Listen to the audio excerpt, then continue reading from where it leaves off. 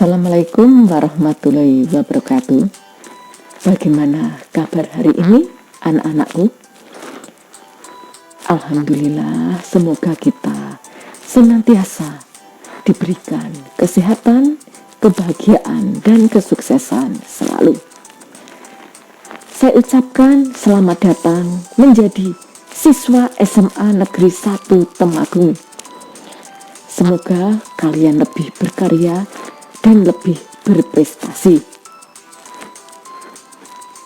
Pada tahun ini, saya diberi tugas untuk mengajar bahasa Indonesia kelas 10.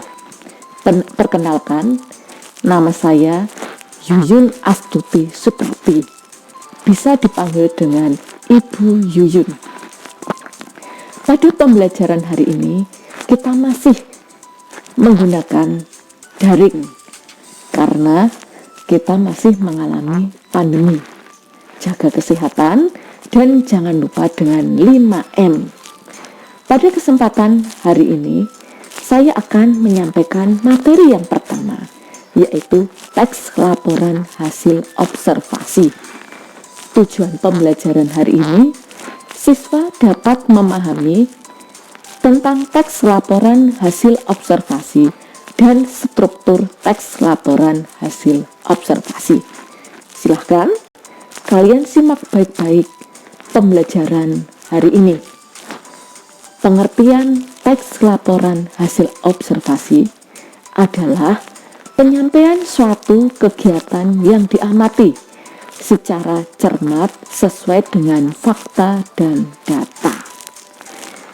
Ciri-ciri dari teks laporan hasil observasi yang pertama, mengandung fakta, yaitu peristiwa yang benar-benar terjadi. Contohnya, Kemendikbud memutuskan untuk membatalkan ujian nasional. Nah, ini benar-benar terjadi, bukan merupakan fiktif atau yang tidak nyata. Yang kedua, bersifat objektif. Hal ini terbukti tidak adanya keberpihakan penulis terhadap hal-hal yang dilaporkan dan tidak ada hal-hal yang ditutupi untuk kepentingan pihak tertentu. Ciri yang ketiga, ditulis lengkap dan menyeluruh. Laporan hasil observasi ditulis secara rinci dan detail sesuai dengan pengamatan yang dilakukan oleh penulis. Misalnya, ketika kita lihat struktur pada teks laporan hasil observasi itu terdapat deskripsi bagian pada laporannya. Yang keempat, bersifat kekinian atau terbaru. Pada kegiatan ini, sifat dari kekinian ini yaitu bahwa pengamatan yang dilakukan itu merupakan sesuatu fenomena terbaru yang harus diketahui oleh pembaca. Misalnya, pembelajaran pada masa COVID-19 merupakan fenomena yang sedang terjadi saat ini. Ciri yang kelima, menambah pengetahuan dan wawasan pembacanya.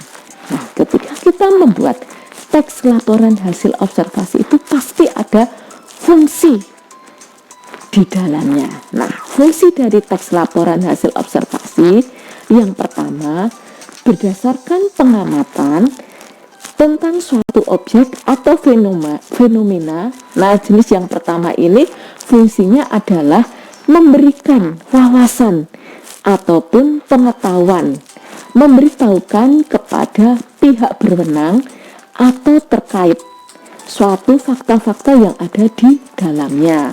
Nah, jenis yang kedua, teks laporan hasil observasi tentang suatu kegiatan perjalanan, penelitian lapangan, penelitian laboratorium, dan sejenisnya. Fungsinya sebagai sebuah bentuk pertanggungjawaban atas suatu kegiatan yang dilaksanakan penulisnya. Nah, pada teks laporan hasil observasi itu terdapat struktur dan kaidah kebahasaan. pada pembelajaran hari ini kita lanjutkan pada struktur teks laporan hasil observasi. Sedangkan untuk kaidah kebahasaan nanti saya sampaikan pada pertemuan minggu depan. Nah, struktur pada teks laporan hasil observasi yang pertama adalah pernyataan umum atau klasifikasi. Isinya adalah pembuka atau pengantar hal yang disampaikan. Bagian ini berisi hal umum tentang objek yang akan dikaji, menjelaskan secara garis besar pembahasan tentang hal tersebut. Yang kedua, deskripsi bagian. Isinya tentang penjelasan detail mengenai objek atau bagian-bagiannya terdapat pada deskripsi bagian tersebut. Yang ketiga, deskripsi manfaat. Menunjukkan bahwa setiap objek yang diamati memiliki manfaat atau fungsi pada kehidupan kita. Nah, anak-anak, ini saja yang saya sampaikan pada pembelajaran hari ini. Nah, untuk lebih lengkapnya, lebih pahamnya, silahkan kalian baca buku BSE kelas 10.